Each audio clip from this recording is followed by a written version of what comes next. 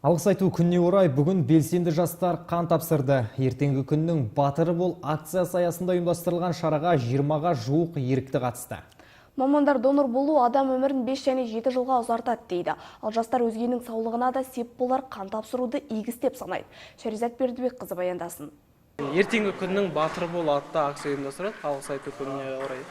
Бұл акцияның негізгі мақсаты біздің осы қан орталығына келіп өзіміздің қанымызды беріп, ол кейін болашақта бір керекті адамдарға көмегі тиеді деген мақсатта еріктілерді жинап, 10-15 шақты ерікті келіп өзіміздің қанымызды тапсыруға келдік.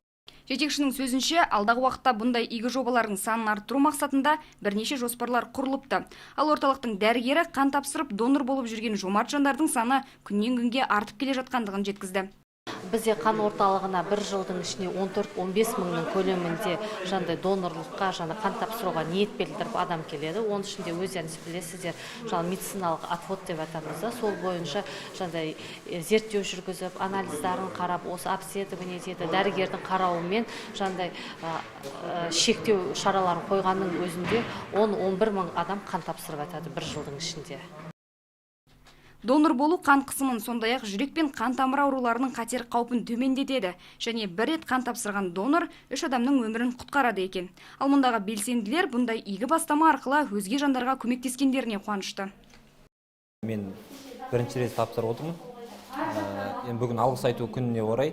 Әйтеуір бұл өмірде бір адамға болса да көмегін тиіп, сол адам алғысын алу мақсатында өз еркімен келіп тапсырып отырмын. Гемоглобиннің бәрі өте бір қалыпты, жағдайым жақсы деді. Сондықтан алдағы уақытта тапсырып тұрмын. Кей адамдардың пікірінше донор болу адам денсаулығына кері әсерін тигізеді. Ал дәрігерлер бұл ақпаратты жоққа шығарып отыр. Себебі донордан 450 мл жоқ қан алынатын болса, оған тексеріс жұмыстары үшін 30 мл қан алынады екен. Адам ағзасында 5 литрге жоқ қан айналатын ескерер болсақ, онда бұндай мөлшердегі қан жоғалтудың еш зияны жоқ. Әрине, процедурадан соң кейбіреулері өзін нашар сезінуі мүмкін. Сол себепті донордан дәрігерлер жиі хал жағдайын сұрап тұрады. Сонымен қатар донор қан тапсырған күні немесе ертеңіне демалыс алуға толығымен құқылы. Шеризат Бердібекқызы, Қанат Бақытұлы, Айқын ақпарат.